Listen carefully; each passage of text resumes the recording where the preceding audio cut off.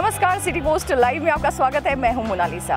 अभी मैं मौजूद हूं दिल्ली के सिटी फोर्ट ऑडिटोरियम में, जहां पे नेशनल कांग्रेस के तरफ से एक कॉन्क्लेव का आयोजन किया गया है, जिसका नाम रखा गया है इज इंडिया बीइंग रीडिफाइंड। इस कार्यक्रम का नाम है इज इंडिया बीइंग रीडिफाइंड। इस कार्यक्रम में नेशनल कांग्रेस के जितने भी दिग्गज नेता हैं सभी शामिल होने आए हैं। इस परिचर्चा में जो मुख्य कह सकते हैं एजेंडा जो है इस परिचर्चा का, वो ये है कि जितने भी मुख्य बिंदु हैं अभी देश में, चाहे बेरोजगारी हो की समस्या हो या फिर नोटबंदी हो या फिर जीएसटी जो लागू की गई है, इन सभी को लेकर के यहाँ पे परिचर्चा भी शुरू हो गई है। और इस परिचर्चा को करवाने का नेशनल कांग्रेस की तरफ से ये मुख्य उद्देश्य है कि इस परिचर्चा के माध्यम से वो जानना चाहते हैं कि मोदी सरकार की तरफ से जो योजनाएं लागू की गई हैं उसके अंदर क्या क्या खामियां हैं।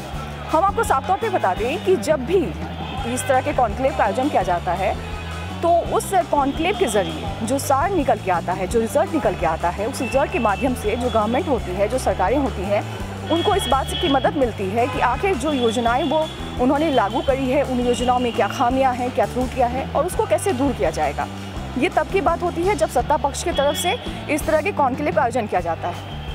लेकिन आज जिस कॉन्क्लेव का आयोजन कांग्रेस पार्टी कर रही है, यानी कि वो विपक्ष में है, इस कॉन्क्लेव के परिचर्चा से जो भी रिजल्ट सामने आएगा वो कहीं ना कहीं मोदी सरकार के लिए सही नहीं होगा, क्योंकि मोदी सरकार के कामकाज की यहाँ पे खामियां निकाली जाएंगी।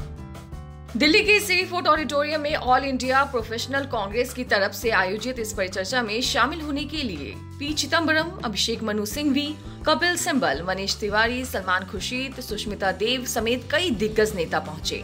इस परिचर्चा का मुख्य उद्देश्य था मोदी सरकार की योजनाएं कहां-कहां विफल रही हैं, उन बातों को लोगों के सामने रखना। साथ ही इस परिचर्चा में मौजूद पैनलिस्ट ने बीजेपी के ऊपर तंज कसते हुए उसे आरएसएस की विचारधारा से प्रेरित पार्टी बताया। Because you are government and you need to deal with the citizens of this country in an equal manner.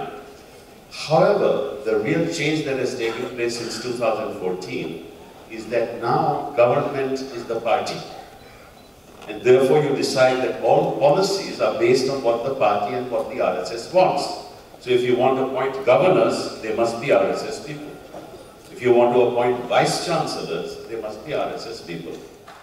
जहां नोटबंदी को देश का सबसे बड़ा स्कैम बताया गया। The number is 2.25 lakh crores. Yes. That's the number that he gave. So the presumptive loss of 1,76,000 was a scam, but the actual loss of 2.25 crores is not a scam. Look at the irony of that.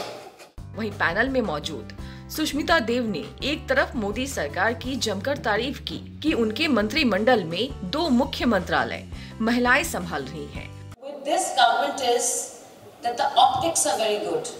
You have a defense minister who's a woman, you have a foreign minister who's a woman. तो वहीं बेटी बचाओ बेटी पढ़ाओ और उज्ज्वला योजना की जमकर निंदा भी की। Beti Bachao Beti Padhao. I mean, to my mind, that's his pet slogan for women. But the fact that you refer to a woman as a beti and not as a nari or a mahila is because you're defining her vis-a-vis her relationship to her father. Ujjwala gas 2 crore महिलाओं को सम्मान दिया. So I've given 2 crore women respect by giving them gas cylinders. But gas is a clean energy issue. But he's connected it to women because it's got to do with the kitchen. So that's Narendra Modi's view. इन सारी परिचर्चा का जो सार सामने आने वाला है वो कहीं ना कहीं मोदी सरकार के लिए सही नहीं होगा। कैमरामैन राजू के साथ मोनालिसा, दिल्ली।